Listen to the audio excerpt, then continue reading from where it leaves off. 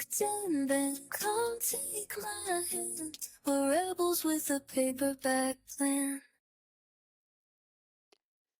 Welcome, listeners, to Booked and Banned, the podcast, where we discuss essential literature that has faced challenges and censorship. Today's topic is Ray Bradbury's classic science fiction novel, Fahrenheit 451. Our guest today is Jon. So, Jon, welcome to the show. Please tell our listeners a little bit about yourself. Thanks. So I'm a software developer generally in my regular work. I'm an avid science fiction reader. So I've read science fiction since I was a little kid and just keep reading more of it. And Jon, you and I know each other from something called Never Search Alone, which I highly recommend for anybody who's in transition. But today we are going to talk about Fahrenheit 451. In the book, Ray Bradbury writes, "In a world where knowledge is burned and ignorance is bliss, what do we lose?" Which I thought was an interesting question. The story follows Guy Montag, a fireman, that is not a gender-neutral term, whose job is to burn illegal books, not fight fires.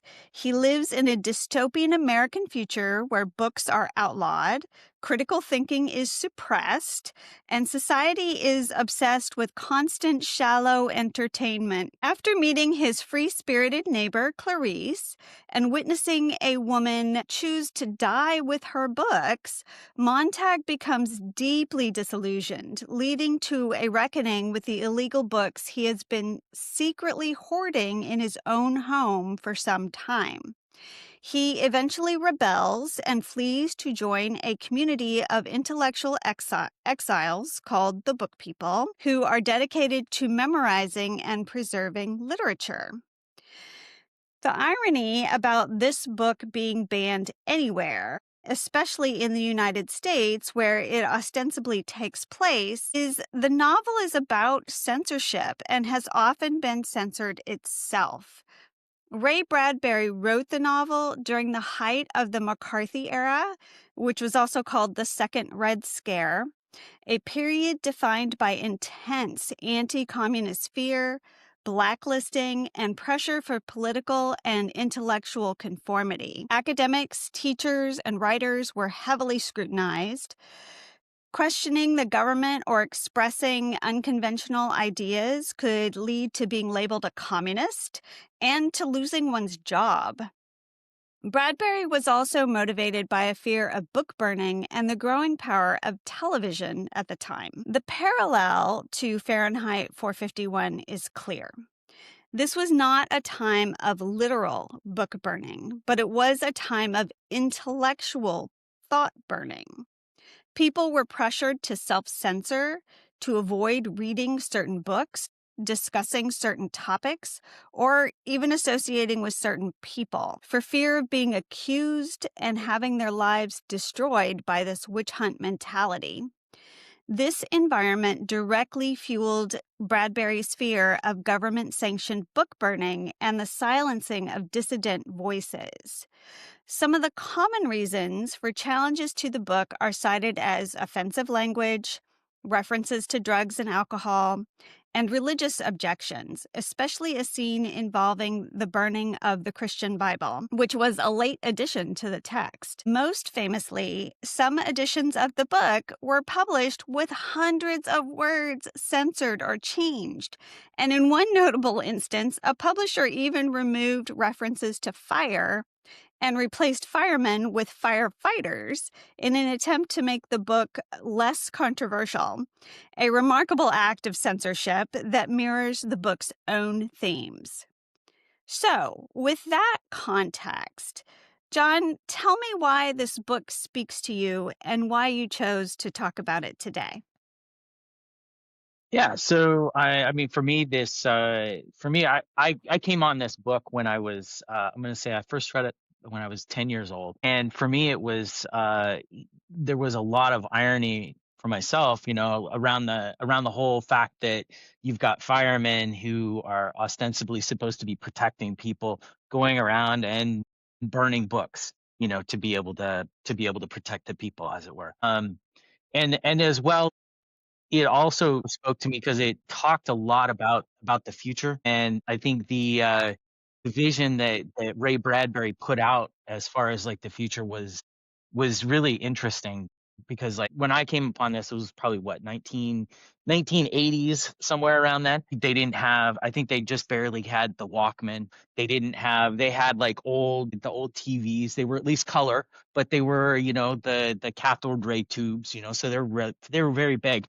And yet, Ray Bradbury is talking about televisions that fit on your wall and are basically, turn your house into, you walk into a room and it turns it into a complete living environment, right? Or people driving down the highway really fast, like so fast that you have to elongate the advertisements so people can see them. And as well, like the seashells that he talks about, where people can listen to and hear individual parts within the room without the regular noise coming from a TV.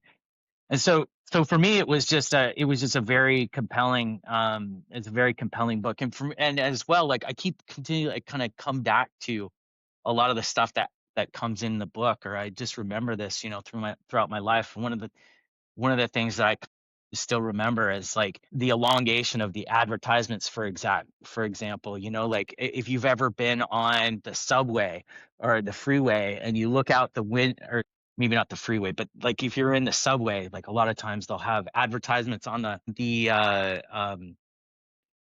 wall in between stations, where you'll go past it, and they elongate it big enough so that you can see the advertisements through the TV or through the windows, right? Because they're always trying to reach you. And I always found that to be quite interesting, I think probably more descriptive of our future than a lot of others. Well, a lot of what's in the book turned out to be very prescient. I had read this book initially, quite some years ago. And now here we are with immersive experiences, with, AirPods in our ears, like the little seashells. A lot of it has really proven true. So it is Yeah. very prescient in that sense. So the fireman's inversion, this is this idea that in Montag's world, the fireman role is inverted. The firemen destroy rather than save. They're burning books rather than stopping fires from ravaging houses. What does the inversion of a traditionally heroic profession, because we all think of our first responders as heroes, from pre-pandemic and through the pandemic and even now, what does this tell us about the core foundational values of this futuristic society? That the firemen are like heroes, but they're heroes for destroying. Yeah.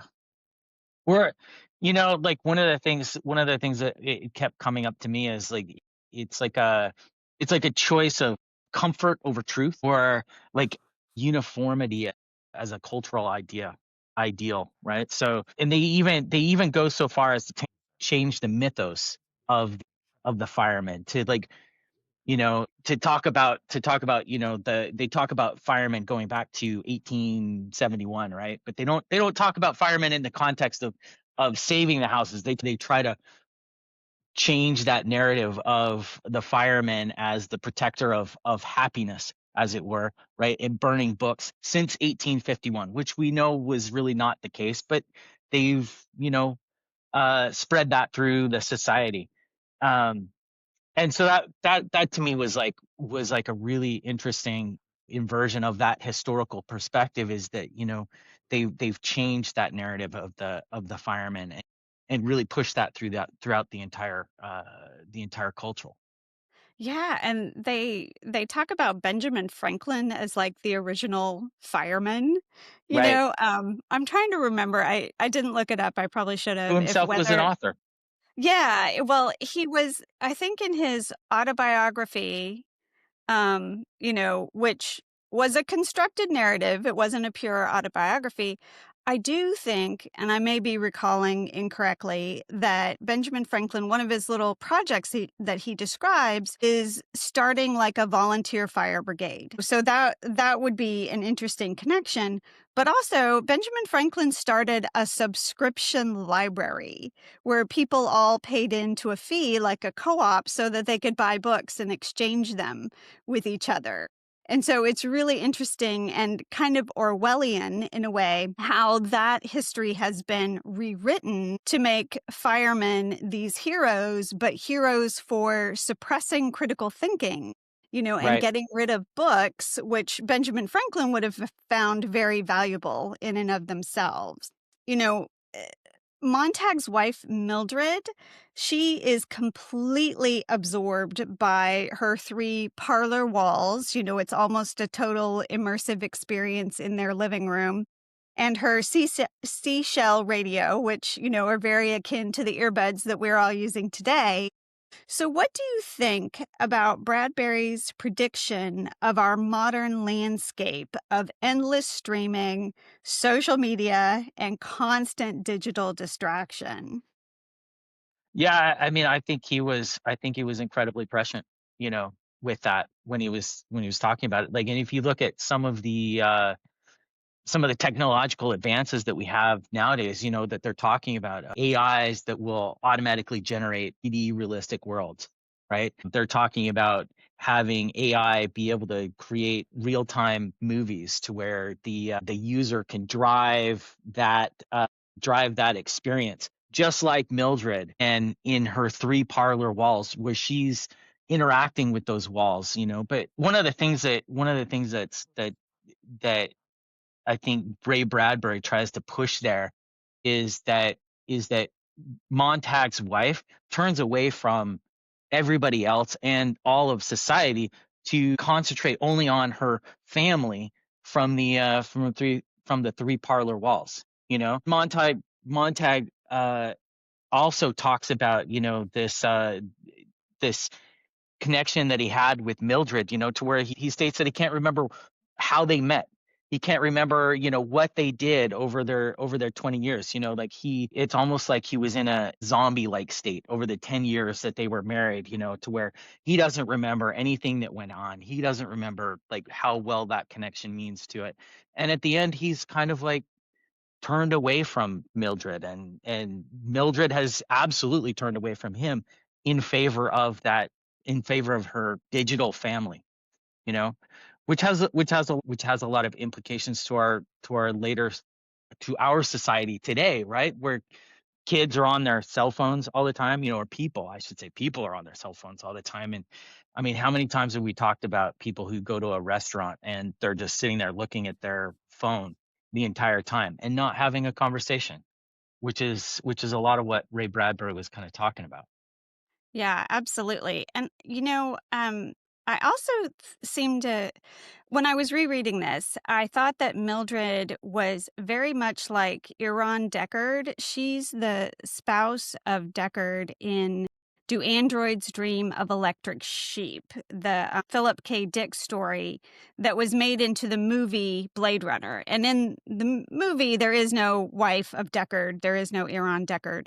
But she was also kind of caught up in this sort of virtual reality, right? And not making connections with real people in the way that Mildred was doing. So that just resonated with me.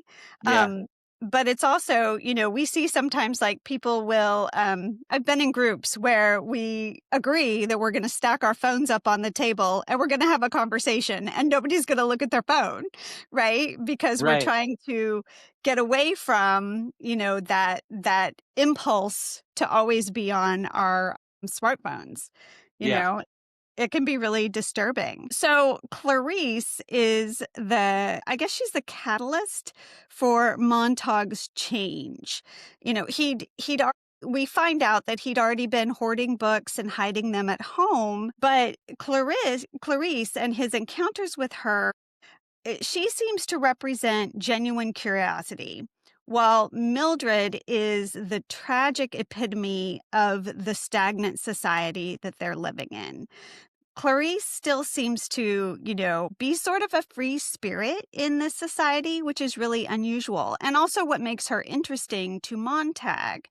So could you talk to us about the significance of these two figures, Clarice and Mildred, in representing the life of the mind and human connection, though we've already kind of touched a little bit on that. Yeah. So I mean, like from my point of view, one of the things that you see is that Montag, before he meets Clarice, is just kind of he's a zombie walking through his own life.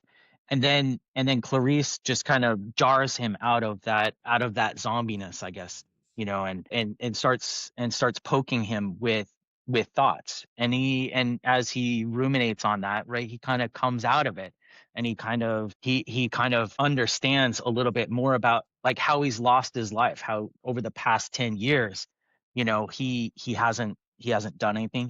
He's woken up every day, he's gone to work. Mildred has woken up every day, she's gone to her parlor. And then they come home and they go to sleep, and they never meet. And I think Montag just kind of he wakes up to his own underlying disquiet with the society, and his own disquiet with his own life. And Clarice ends up being kind of like that catalyst to push him out of that life, to try and seek something else. It's one of those things that that the firemen, like Captain Beatty, talks about, the firemen as the protectors of happiness. They're going out to go burn a house, and he says, here we go to protect happiness, when actually, nobody's happy in that world. Not even Montag. Montag's not happy with that. And he only really becomes happy as he meets Clarice and then starts pulling himself out of that zombie-like state. Yeah, I mean, he seems like he's kind of this, he's not corporate, but almost like this idea we have of the corporate drone that's headed for burnout, Yeah. right? With this zombie-like state. He definitely seems to be in that frame of mind. So, with today's rapid technological changes, such as AI generated content and widespread misinformation, how does Fahrenheit 451 serve as a powerful cautionary tale about the dangers of complacency and lack of critical thinking skills? Yeah. So, I mean, like, in terms of this one, like, I think, in terms of the story, at the end of the story, Montag meets the hobos, the ones that are outside the city. They're trying to remember the books. And one thing that struck me, in this read through, is that those hobos had, in their previous life, they were professors at a college.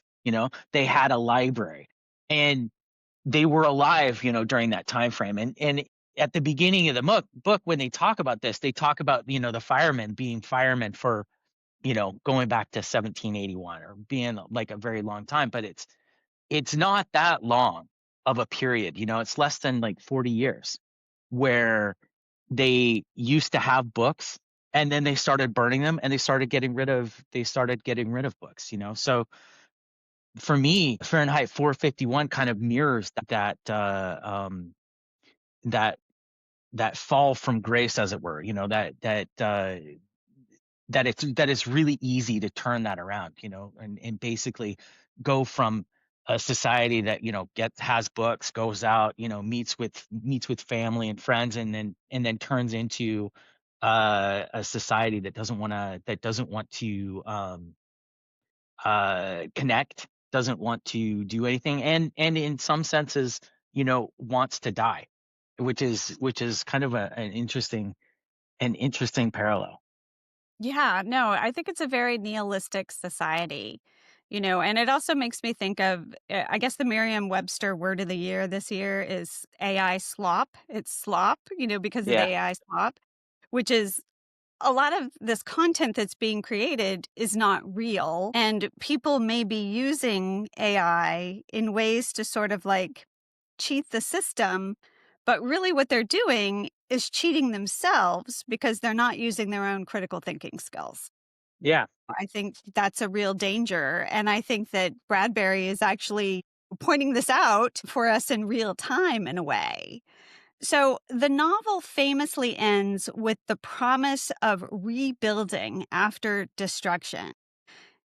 Is this truly a hopeful ending, or does the complete nuclear disintegration of the city suggest a more cyclical, perhaps inevitable pattern of societal collapse in which Montag and the book people are now caught? What do you think? Yeah. So one of the things I think about this, which is it occurred to me while I was reading, as a kid when I read this, I totally missed the whole thing. But one of the things that we've talked about is like an underlying sadness of the entire society. You know, if you look at Mildred in the beginning of the book, she's committed suicide. She took too many pills, and the ER people come in and they're like, and they help save her. And Montag's like, well, should we take her to the ER? And the folks respond with, well, we don't have to. This happens 20 times a night. It's a routine occurrence that people are trying to that people try to kill themselves, as it were, right? And then as well, there's Captain Beatty, where Montag eventually kills Captain Beatty. And in his mind, he says, well, Captain Beatty didn't move, he didn't flinch. He was provocating Montag. He was trying to basically die. And then if you look at the city, like the city itself, when the bombs are dropping, they don't talk about anybody, like people fleeing the city. Like nobody's fleeing the city. The city it's dead, it's quiet. The bomb drops and it's almost as if there's like the last gasp of life, and everybody burns up in ashes. And so it's kind of like this underlying, I don't know, the way I looked at it was this underlying theme of sadness and almost like you were saying, a nihilistic wish for death. And they do talk about the phoenix, right? And the phoenix rising from its own ashes and burning itself up, and then rising from the ashes and living again. But I gotta say, it's a little hard to know whether that's really going to be the case. I know they try to leave you with that sort of thought, and it's a hopeful thought, and I sure hope that that's what happens. But you never know. Well, I do think that dystopian writing, even though it's showing what's ostensibly a society that is worse than our own, it's actually more hopeful than a lot of utopian writing, just Hmm. because it's saying, look, don't go this way. And so it's giving us hope. It's like, if we don't do this, maybe things will work out better. So yeah, I think you're right that there is that thread of hope there, even when things seem really dark, and nobody even seemed to care that they all just were disintegrated by a nuclear bomb, Right. which is sad and we don't want to see happen again. Um, so any last point that you would like our listeners and potential readers of the book to take with them about Fahrenheit 451 or its legacy? Uh, what I would like to, I think, take from Fahrenheit 451 is just the importance of books and the importance of literature. Which is one of the things that I think Ray Bradbury tries to underscore, is just the need to have challenging thoughts and challenging ideas and be able to work through that in your own mind and in a society, to be able to come to a good decision, or to be able to come to what society should be. And I think it needs to have that challenge, which is one of the things that Ray Bradbury is really trying to get at here is, like, if you get rid of all of that challenge and you get rid of all of the discussion in favor of uh, happiness, right? It doesn't actually bring happiness. It brings sadness. It just brings an unhappiness. So, embrace the books. Don't ban the books, embrace the books, and embrace the ideas that you get from life. And that was exactly what Ray Bradbury was trying to do. Here we are seeing tons of books banned because they make some people, or the ideas in them make some people feel uncomfortable. And that's exactly what Bradbury thought that we should be running toward and not away from. That, that's a great insight. Thank you, Jon. I really appreciate you being on the second episode of Booked and Banned. Our next episode will be in a couple weeks, and I think I'm pretty sure the topic will be Lady Chatterley's Lover by D.H. Lawrence. So totally different kind of banned book, and banned for different reasons. And as Isaac Asimov once said, any book worth banning is a book worth reading. So thank you for being with us. Thank you. Booked and banned and bound by pages, stories hiding through the ages, whispered truths that still ring clear for those who choose to listen here. Booked and banned, we take a stand, turning words into common ground. Booked and banned, come take my hand, we're rebels with a paper